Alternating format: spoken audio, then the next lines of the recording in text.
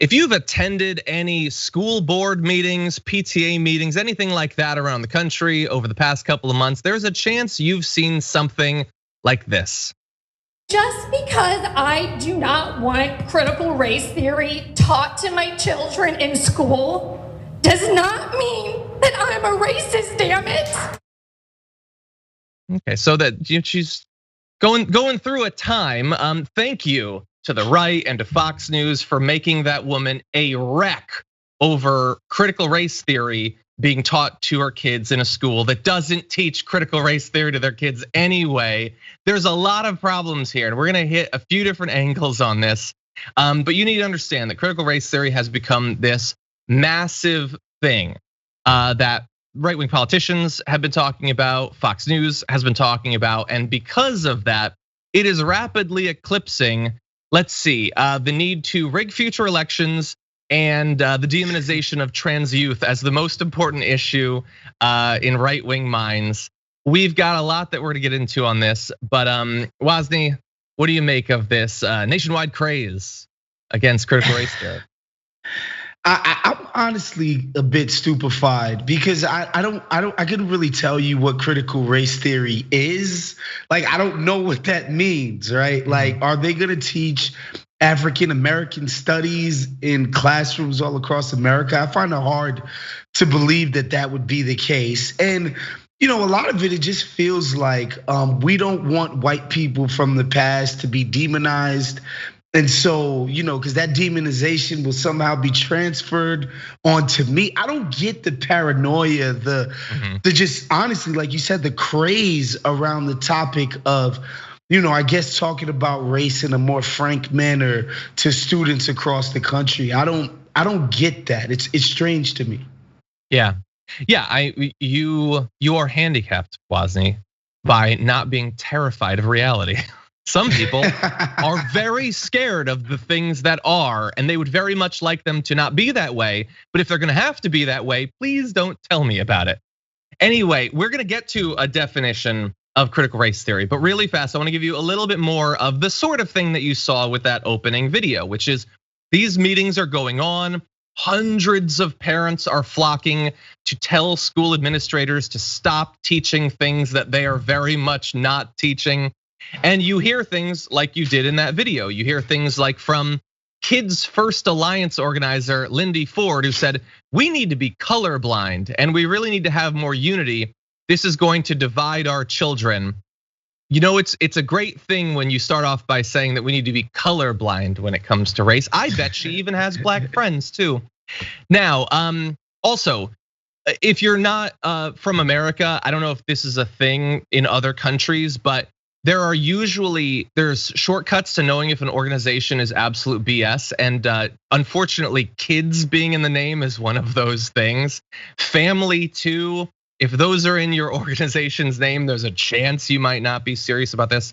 But anyway, let's see, we have a demonstrator for one of these meetings, Karen Prey, who said, teach character in school, teach wisdom, don't teach race.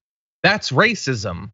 Wait, so some things are racism, apparently. You think the teaching of this is racist. Can we teach about that? Because you say it's racism. Shouldn't people know about this? This is apparently really serious. And let's see, we have a woman testifying in Greenwich, in my home state of Connecticut, saying critical race theory and anti-racism teaching practices are racist, hateful, abusive, and divisive at their core. There is no place for this in our schools. So teaching anti-racism is racist. Okay, now the definition. So what is critical race theory? Well, one definition provided by the Washington Post is that critical race theory is a decades-old academic framework that holds that racism is systemic, embedded in government policies and laws that are evident in any serious examination of American history. Critics say that racism is the work of individual bad actors, and they say teachers are improperly injecting race into the classroom. Teachers say it is impossible not to discuss race in any honest discussion or lesson about American history. So it is an analytical framework. It is a lens through which to look at history, saying that racism has been core to our country, which you would think hundreds of years of slavery as the backbone of our economy would sort of make clear, and Jim Crow and all of that. But that's not clear to a lot of people. It needs to be said, and critical race theory is one way that some grad programs look at race.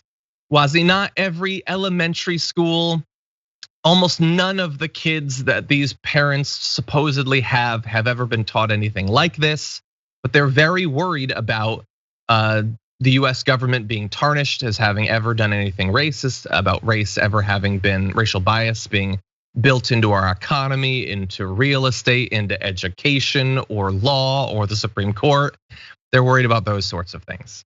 I think the strangest thing to me is it feels like they just want to be able to feel good about people like Abraham Lincoln and Thomas Jefferson, right? It's like these guys are our white heroes from the past, and I don't want to be robbed of the good feelings and just the general positivity that I feel towards these historical figures.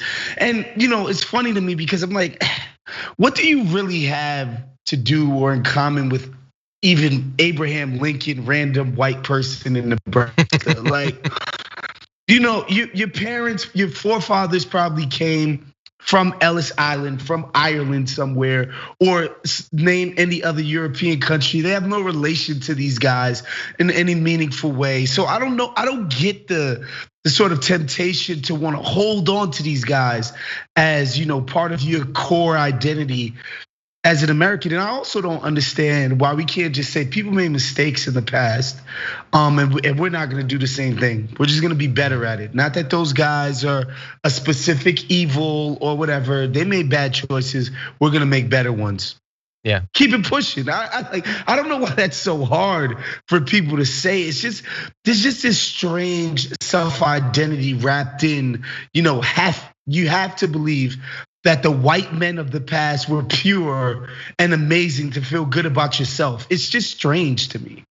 I don't get it.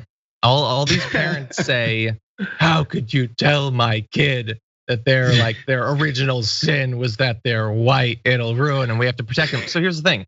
I accept all the realities about the massacres, the economic degradation, about Jim Crow and trying to dilute and eliminate political representation for any non-white group, all that. I accept all of that. So why am I still able to be proud of myself and my achievements? Why do I still hold my head? Shouldn't I be ruined by this? We're taught by these crying moms and dads at these meetings.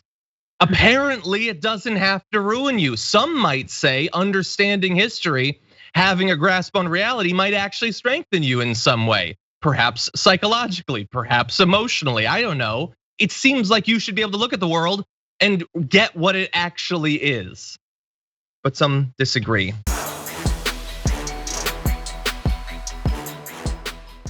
Check out the Damage Report podcast each day, wherever you get your podcasts, whether Pocket Casts or Stitcher or iTunes. You can join me as I give you the news and stories you want, with a range of co-hosts and interview guests jumping in on the fun each day. Again, that's the Damage Report, wherever you get your podcasts. And if you get them at iTunes, don't forget to rate and review. Sometimes I'll read them live on the show.